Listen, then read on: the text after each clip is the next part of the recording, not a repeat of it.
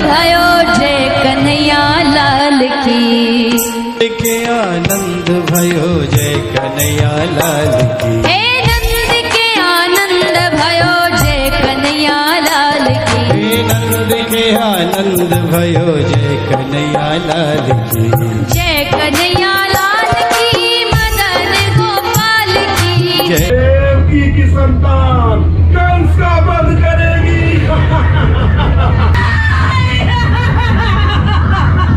इस क्रूर कंस के अत्याचार मेरे इन भक्तों पर अपनी चरम सीमा पर आ चुके हैं। तो अब समय आ गया है कि इस कंस के अत्याचारों का अंत कर दिया जाए।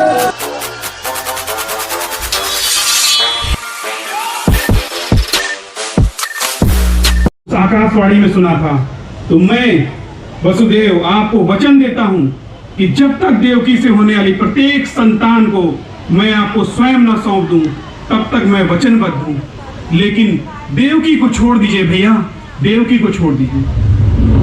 कंस को मूर्ख समझते हो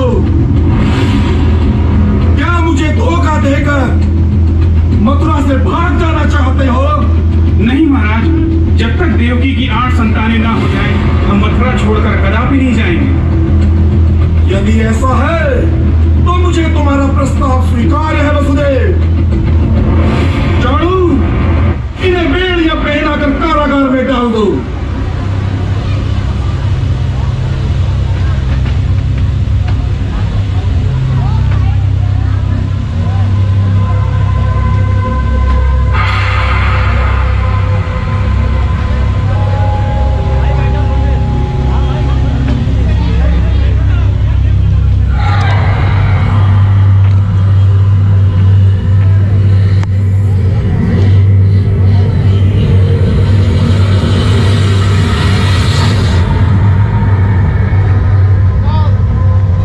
महाराज को मेरा धन्यवाद कहना और कहना कि जब तक देवकी की 8वीं संतान नहीं हो जाती, तब तक हम वचनबद्ध हैं। स्वामी, इस प्रकार तो कंस हमारी सभी संतानों को मार डालेगा।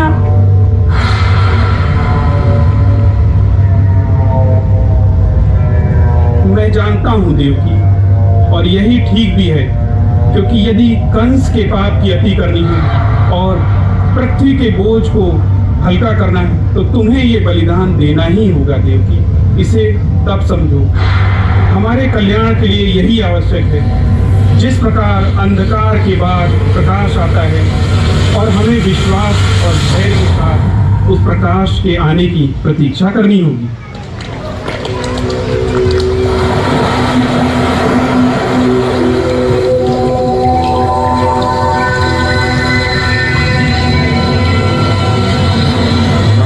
जय हो महाराज। अभी अभी ज्ञात हुआ है कि देवकी को प्रथम पुत्र हुआ है। अति उत्तम।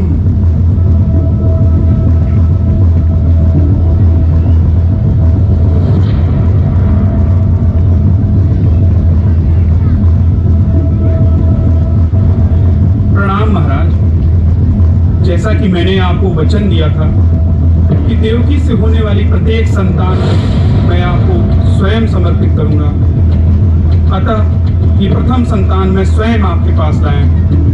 इसे स्वीकार करिए महाराज। हम तुम्हारी वचनबद्धता से प्रसन्न हैं वसुदेव। वसुदेव, हम देवकी की पहली संतान को अभयदान देते हैं। ले जाओ और जाकर इसे देवकी को सौंप दो। महाराज, आप सत्य वचन कह रहे हैं? क्या मैं अपने पुत्र को ले जा सकता हूँ? महाराज की जय हो, महाराज की जय हो। महाराज, ये आपने क्या किया? आपने देवकी की पहली संतान को ऐसे ही जाने दिया? महाराज, आप तो उसका वध कर देना चाहिए था। हाँ, यह देवकी की पहली संतान है और इससे कंस को कोई भय नहीं। ये ना भूले महाराज, विष्णु हमेशा देवताओं के पक्षपाती रहे हैं। आप जानते हैं विष्णु छलिया हैं। उन्होंने अवश्य ही कोई जाल बुना होगा। निसंदेह चाणू, यह बड़ा ही दुष्कर है। महाराज, आप देखिए इस पुष्प को। क्या आप बता सकते हैं इसकी कौन सी पंखुड़ी पहली है या आठवीं? इसमें से कोई भी आठवीं हो सकती है। आपको जो चेतावनी मिली थी महाराज, उसे व्यर्थ ना करें। आप देवकी के सभी पुत्रों का अंत कर दीजिए। इससे ना प्रथम रहेगा ना अंतिम। ओह, तुम उचित कह रहे हो चाणू। ये तो मैंने विचार ही नहीं किया कि इसमें विष्णु की कोई माया हो सकती है। मुझे बिना समय गवाए तत्काल उस पहली संतान का वध कर देना चाहिए। सैनिकों, शीघ्र कारागार की तरफ चलो।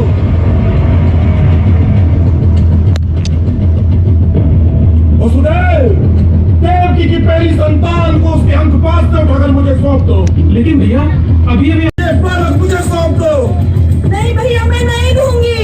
देवकी, नहीं भैया, मैं नहीं दूंगी।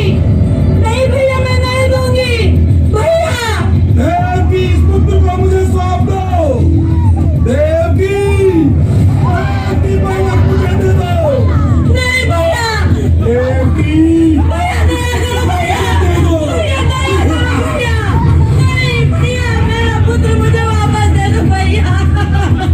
भैया, नहीं भैया, नहीं भैया, भैया नहीं करो। देवकी की संतान कंस का वध करेगी।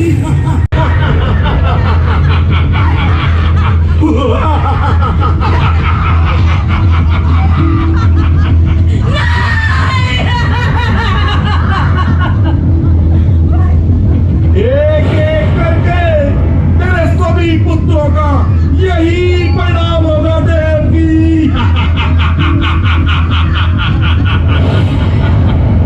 कंस कभी नहीं मर सकता। कंस कभी नहीं मर सकता।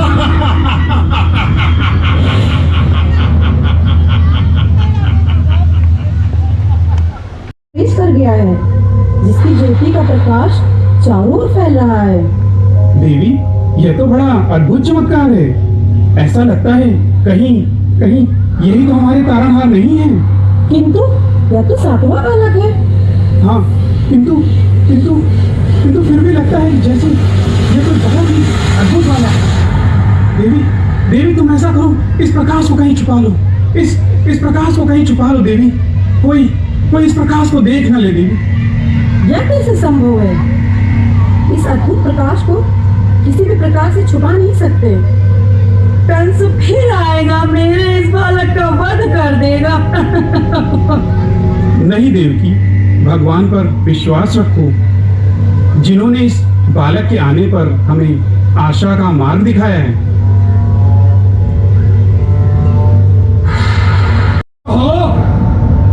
सारा कारागार किसी अद्भुत प्रकाश से आलोकित हो रहा है, और वह समस्त प्रकाश देवकी के गर्भ से ही उत्पन्न हो रहा है।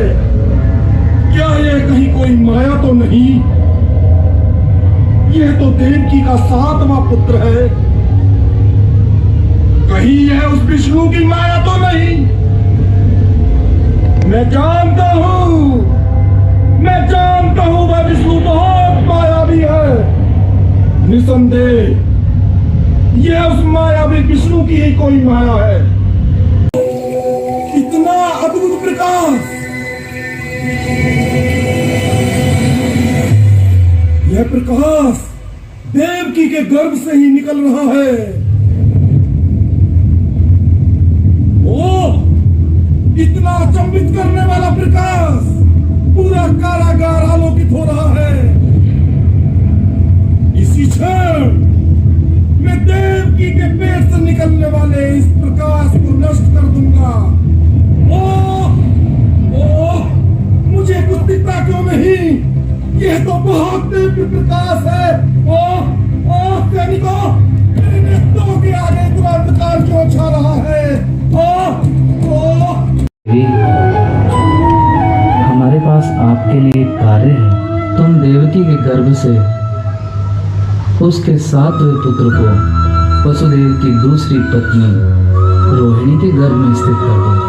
इस प्रकार एक गर्भ से निकाले जाने और दूसरे गर्भ में स्थापित होने के कारण ये बालक संकर्षण कहलाएंगे,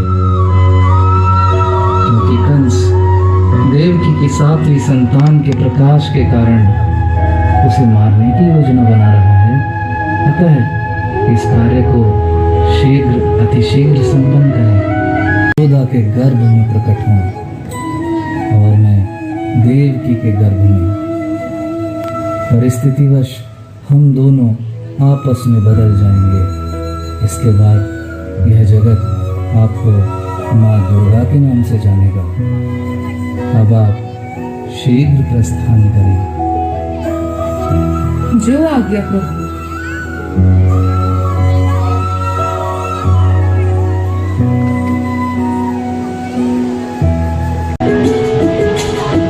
मैंने सुना है कि देवकी की 8वीं संतान आने वाली है और आकाशवाणी के अनुसार वही कंस का काल है और वही तारणहार है। चलो भाई, अब हम सबको कंस के अत्याचार से छुटकारा मिलेगा, क्योंकि अब तो हमारे तारणहार आने वाले हैं।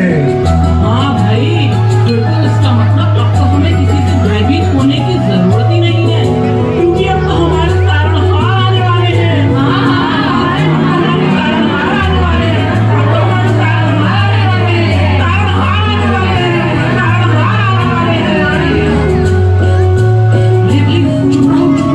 देखो देखो, उधर तो मुझे कंस का सैनिक आ रहा है। अरे अब हमें डरने की कोई आवश्यकता नहीं है, क्योंकि अब तो हमारे तारणहार आने वाले हैं। क्या तुम लोग महाराज कंस के सैनिकों से भी नहीं डरते? हाँ, सैनिक तो क्या, अब हम महाराज कंस से भी नहीं डरते। जो महाराज कंस से नहीं डरता उसे मथुरा में जीवित रहने का कोई अधिकार नहीं है।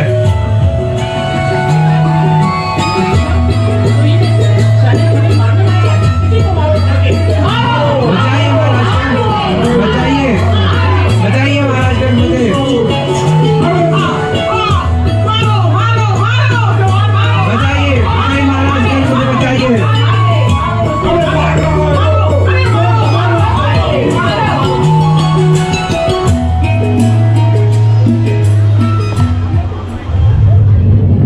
महाराज कंस की जय हो।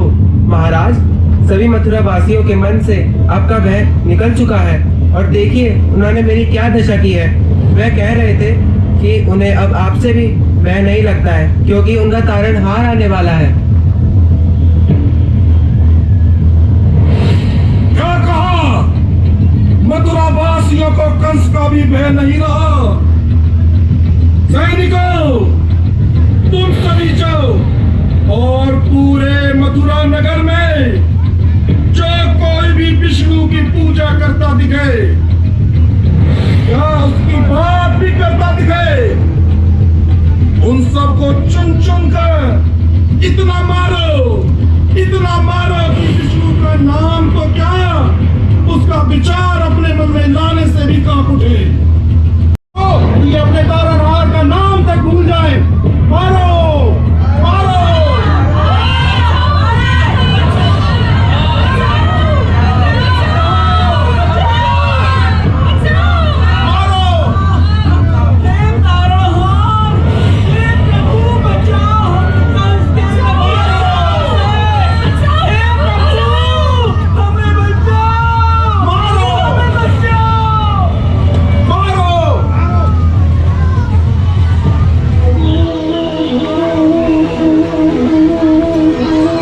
भारतः अभ्युत्थानम् अधर्मस्य तदात्मानं सृजाम्यहम्।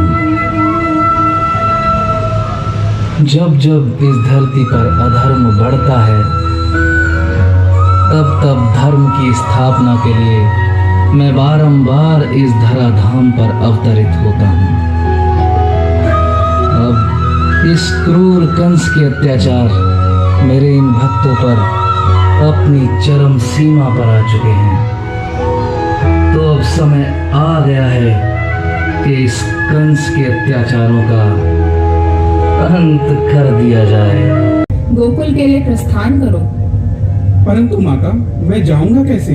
मेरे हाथ पैरों में तो बेड़ियां बंधी हैं और बाहर पहरेदार भी हैं। तुम चिंता मत करो, तुम स्वतंत्र हो जाओगे। अब कोई बंधन नहीं रहेगा। अब अपने पुत्र को लेकर शीघ्र यहाँ से चले जाओ और गोकुल में नंद राय के घर यशोदा के पास उन्हें रखाओ। वहाँ यशोदा के यहाँ अभी अभी एक बालिका ने जन्म लिया है, उसे यहाँ उठाकर अपने पास ले आओ।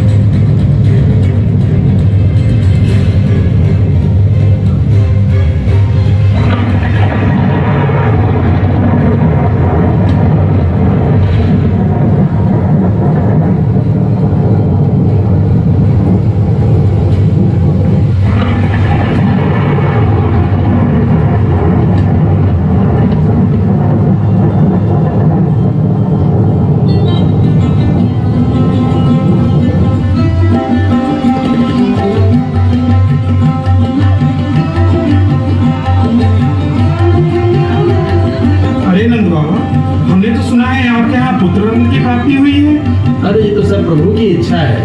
बधाई हो। जरा हमें भी दर्शन तो कराइए।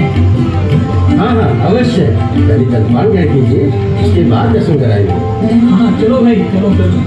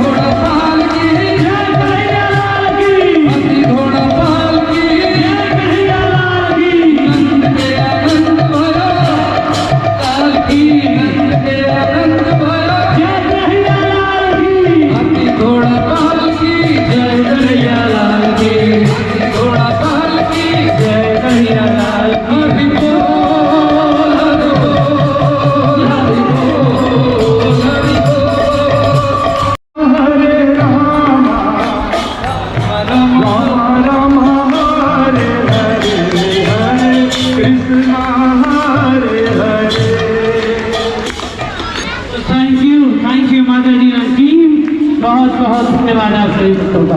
Thank you. और आप सभी भक्तों का भी बहुत बहुत धन्यवाद कि आप आज यहाँ पर मेरे जन्म दिवस के उत्सव पर आए। I welcome you all. किसी के जन्म दिवस में 10 या 15 लोग पहुँच जाते तो खुश हो जाता है, और आप तो आज कम से कम 10,000 डिवोटीज यहाँ आ गए। तो आज मेरा स्पेशल आशीर्वाद आप सबके लिए। जय हो श्री कृष्ण जन्माष्टमी महोत्सव की। हरि बोल।